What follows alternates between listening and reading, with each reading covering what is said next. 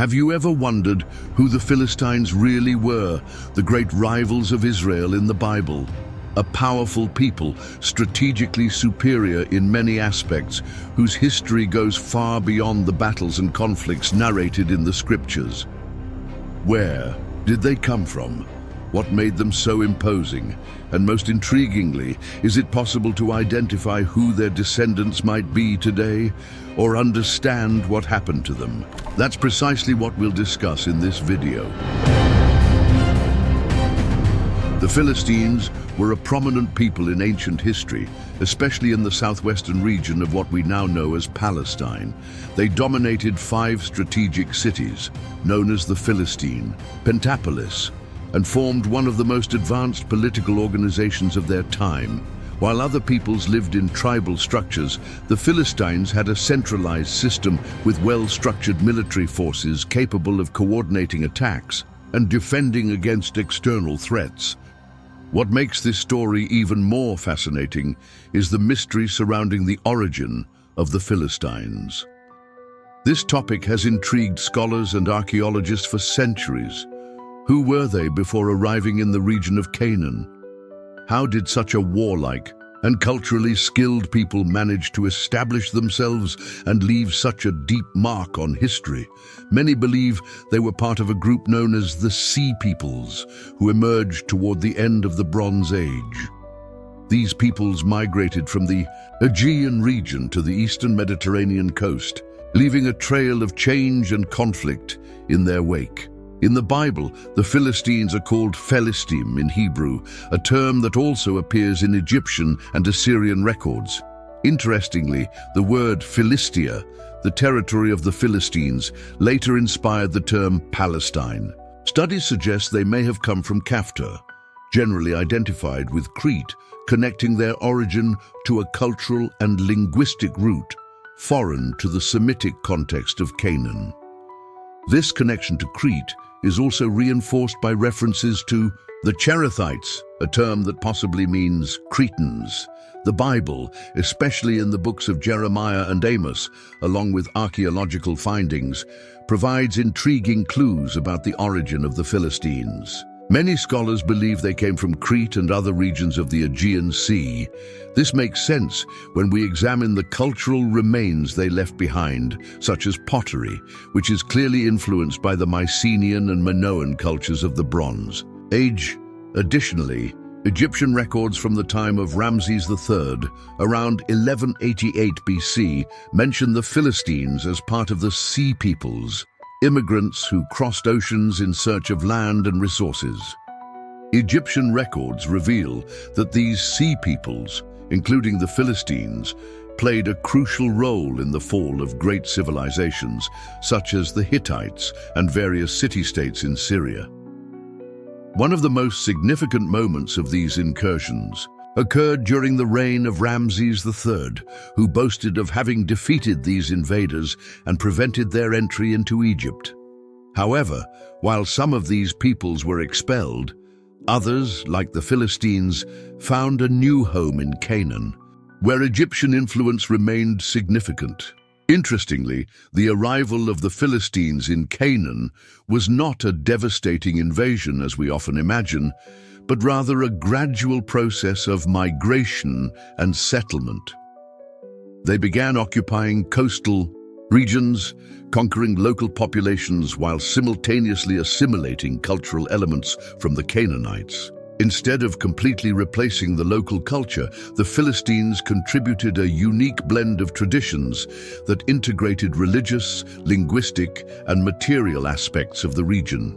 The Philistines, mentioned in the Bible in episodes involving Abraham and Isaac, had already sparked curiosity long before they became Israel's great rivals. These accounts, including the encounter with Abimelech, king of Gerar, make us think that connections between Philistine-related groups and Canaan existed long before the major migrations known as the Sea Peoples movement toward the end of the 2nd millennium BC.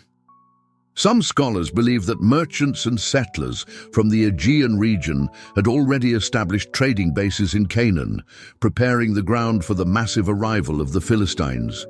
When they settled in the region, they brought with them a rich and unique culture, blending traditions from their origins with Canaanite and Egyptian influences.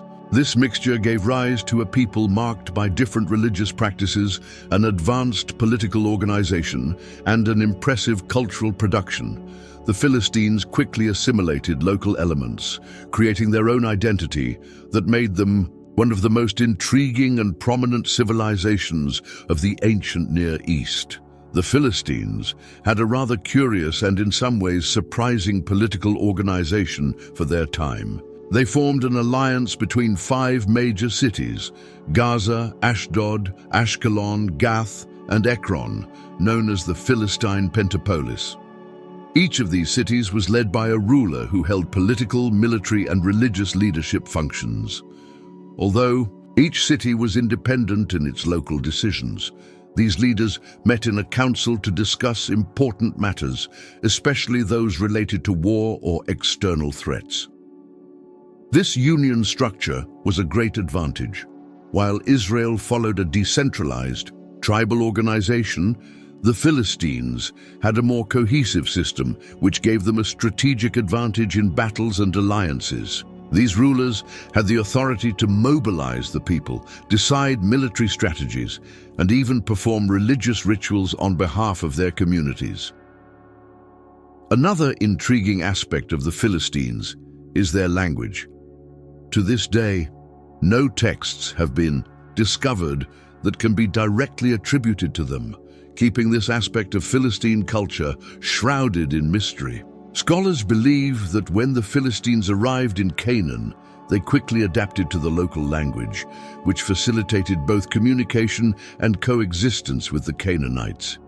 Despite this, it is likely that some words or expressions from their original language survived for some time, even after this adaptation. Later, in the post-exilic period, their mixed descendants spoke a dialect similar to Aramaic, as mentioned in Nehemiah 13:24. Regarding religion, although not everything is entirely clear, biblical and archaeological evidence shows that they incorporated some Semitic deities from the region, such as Dagon, Astarte, and Baal-zebub. Reflecting this cultural integration, the Philistines were not only known as relentless warriors, but also as a deeply religious people with practices that influenced their most important decisions. A clear example is their worship of the god Dagon, who had temples dedicated to him in Gaza and Ashdod. Other deities such as Astarte, venerated in Ashkelon and Beth Shean, and Baal-zebub in Ekron, were also part of the rich Philistine pantheon. And not only that, divination played a central role in their culture, guiding both their military strategies and their civil decisions. During battles, the Philistines carried portable images of their gods, seeking protection and victory, as recorded in 2 Samuel 5:21. Additionally, they performed rituals and sacrifices led by priests and diviners, especially at critical moments, such as the return of the Ark of the Covenant, described in 1 Samuel 6. And when we talk about culture, we cannot fail to mention Philistine pottery, a true signature of this people. Their pieces, decorated with spirals, stylized bird figures, and geometric patterns in red and black tones, reveal more about the identity and legacy of one of the most intriguing civilizations in biblical history. Imagine an ancient scene where warriors wore short kilts, donned feathered helmets, and wielded spears and long swords. This is the image of the Philistines that we find in Egyptian art at Medinet Habu, a people who mastered iron technology to the point of prohibiting the Israelites from having blacksmiths. This strategic control over weapons gave them a powerful advantage in the conflicts of the time. But the Philistines are not isolated figures in history. Their trajectory is deeply intertwined with that of the Israelites. In the Bible, they appear as fierce rivals, especially during the time of the Judges and the early monarchy, playing a central role in battles that shaped the political and spiritual course of ancient Palestine. From the early encounters with Abraham and Isaac in Gerar to the epic confrontations we all know, the Philistines left an indelible mark on the pages of history. At that time, there were already groups of Aegean origin living in Canaan, but they had not yet developed the political and military strength that the Philistines would later achieve. During the period of the Judges, however, coexistence with Israel became increasingly tense and at times violent. One example of this was Shamgar, a judge who led the people of Israel against Philistine oppression, achieving a significant victory. But the conflicts did not end there. The Philistines once again challenged Israel, and it was in this context that Samson appeared, a legendary figure and symbol of Israelite resistance. With superhuman strength, he confronted the Philistines in memorable episodes, such as his relationship with Delilah and his final battle in the Temple of Dagon in Gaza, where he marked history with an act of bravery and sacrifice. Later, at the beginning of the 11th century BC, the Philistines reached the height of their power by capturing the Ark of the Covenant during a disastrous battle for Israel. This episode deeply impacted the Israelites, especially with the destruction of the sanctuary at Shiloh. It was a moment that made it clear to Israel the need for stronger and more unified leadership, ushering in a new era in the history of God's people. This context marks a decisive turning point for Israel, the anointing of Saul as the first king, a crucial step in uniting the tribes and facing their greatest enemies, the Philistines. Saul led the people in important battles, such as the strategic victory at Michmash. But the most significant moment occurred at Ephes Dammim, when the Philistines challenged Israel, and a young shepherd named David stepped forward to face Goliath, the feared Philistine giant. This was not just a military victory, it was undeniable, proof of God's power over the Philistine gods. However, the story takes a surprising turn. The growing rivalry between Saul and David forced the future king of Israel to seek refuge among the very Philistines. David became a vassal of Achish, the king of Gath, revealing the complexity of relations between these peoples. David, who would become the Philistines' greatest enemy, lived for a time as their ally. After Saul's death in the tragic battle of Mount Gilboa, where he and his sons were defeated by the Philistines, David finally took the throne as king of Israel. From then on, he led a series of decisive campaigns against the Philistines, weakening their military power and expanding Israel's territory. David not only won battles, but also consolidated his authority, transforming the once formidable Philistine threat into a subdued people under his leadership. Nevertheless, the Philistines did not disappear completely.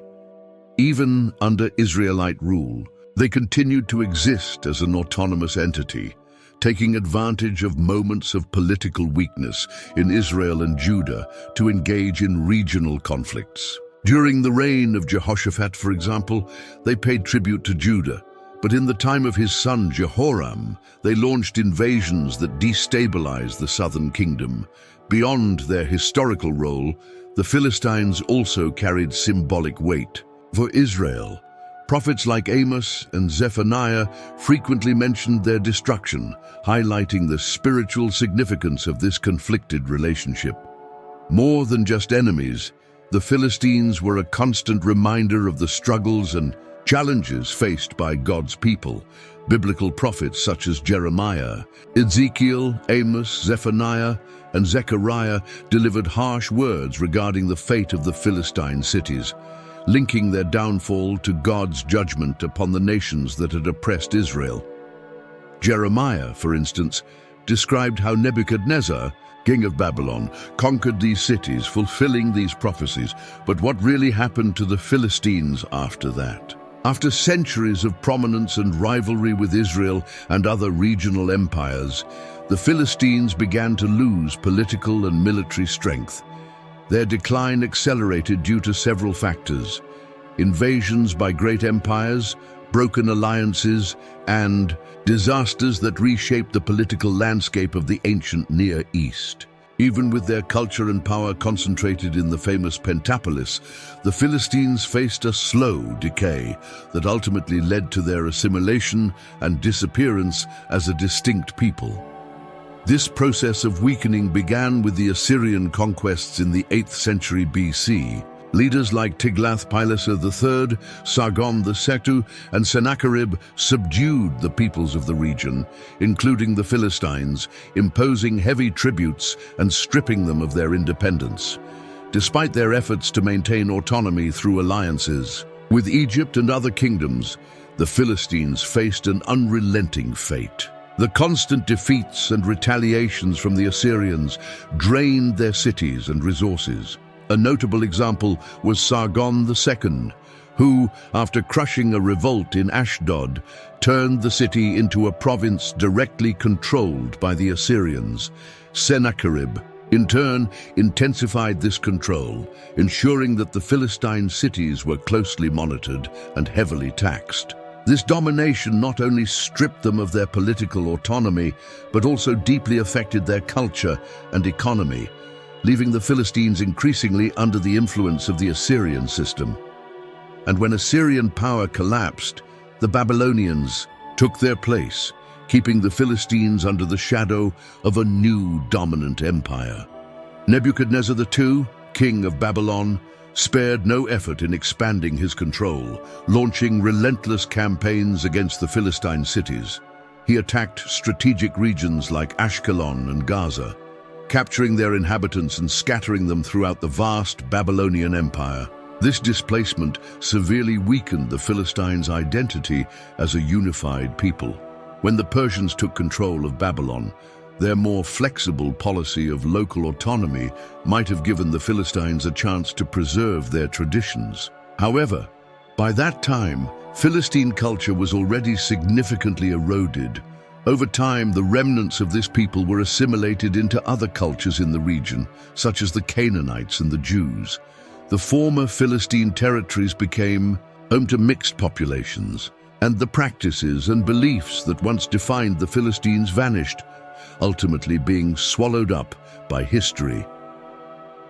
With the conquests of Alexander the Great, Hellenistic culture began to radically transform the region of ancient Philistia.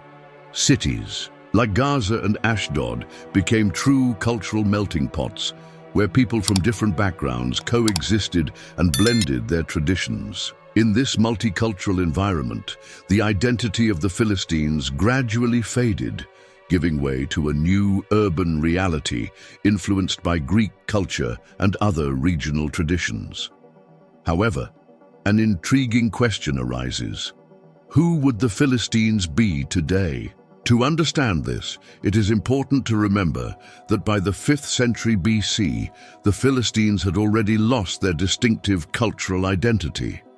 They had been absorbed by Semitic cultures, along with Babylonian, Persian, and Hellenistic influences. The prophet Zechariah even mentioned that Ashdod had a mixture of peoples reflecting this cultural fusion. Both the Bible and historical documents show that with the destruction of Philistine cities and the dispersion of their people, the Philistines ceased to exist as a nation or ethnic group. This process culminated in the final absorption of the Philistines within the context of the Roman Empire, where the term Palestine began to broadly designate the region without any specific ethnic connection to the ancient Philistines. However, despite their extinction as a culturally cohesive and politically autonomous group, the Philistines left an important legacy. The memory of this warrior and technologically advanced people survived not only in biblical narratives, but also in the culture, linguistics, and toponymy of the region they once inhabited. The very name, Palestine, derived from Philistia, the land of the Philistines, was used by the Greeks and Romans to designate the region, serving as evidence of this ancient people's influence. In fact, although the Greeks initially used the name Philistia, it was after the suppression of Jewish revolts during Roman rule that the region was renamed Provincia Palestina, likely to divert the Jewish identity from the land, previously known as Judea, and associate it with the Philistines, who were considered historical enemies of the Israelites. Although the Philistines no longer existed as an ethnic people, the Romans adopted the name in a context of punishment and an attempt to erase the Jews' connection to their land. Therefore, the question of whether there are descendants of the Philistines today, while interesting, is complex. So far, there is no genetic or ethnographic evidence proving a direct lineage from the Philistines to the present day. As explained here, with Babylonian, Persian, Hellenistic, and ultimately Roman domination, the distinctive traits of the Philistines were diluted, and they fully integrated into the regional culture, losing their original ethnic identity. Thus, the inhabitants of Palestine during the Roman period were no longer properly Philistines, but rather a heterogeneous population with Semitic, Greek, and other elements. While the name Palestine keeps the memory of the Philistines alive, it is unlikely that there are direct descendants of this people today. The complete assimilation of the Philistines into dominant cultures caused their identity to fade over time, and the absence of a continuous lineage or groups identifying as Philistines reinforces this conclusion. An interesting curiosity is that recent DNA studies from Ashkelon, one of the ancient Philistine cities, indicate that the city's inhabitants had a mixed genetic origin with a strong Aegean influence in the early stages, followed by the later assimilation of local Semitic characteristics. This supports the hypothesis that the Philistines initially had European ancestry, derived from southern European populations that migrated across the Mediterranean to settle in the southwestern coastal region of ancient Canaan, particularly in the northern part of what is now known as the Gaza Strip. However, this people were gradually absorbed by the Canaanite populations, primarily through local intermarriage and the influence of the dominant empires that controlled the region in later centuries, completely diluting their foreign ancestry.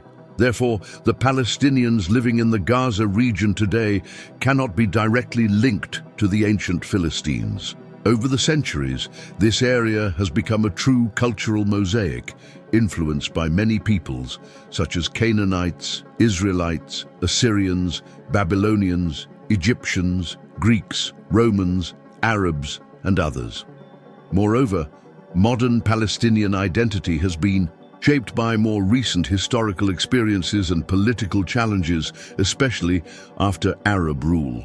Thus, attempting to connect present-day Palestinians with the ancient Philistines would be an oversimplification that does not do justice to the historical complexity of this region and its people.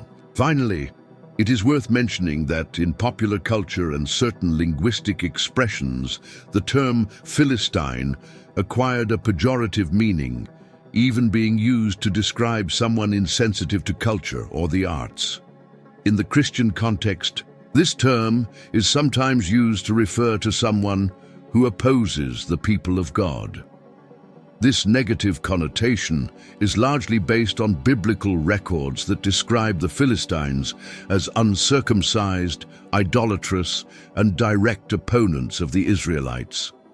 However, this does not mean that the Philistines were not a culturally sophisticated people. They had an advanced society, complex religious practices, and technological development that surpassed many of their contemporaries. I hope this study has helped you better understand the history of the Philistines. Let me know in the comments if you were already familiar with this history. Thank you very much for watching this video until the end. If you found this content useful, don't forget to subscribe to the channel, give it a like, share it with others, and if possible, become a member to support us in continuing to create content like this. See you in the next video. God bless you.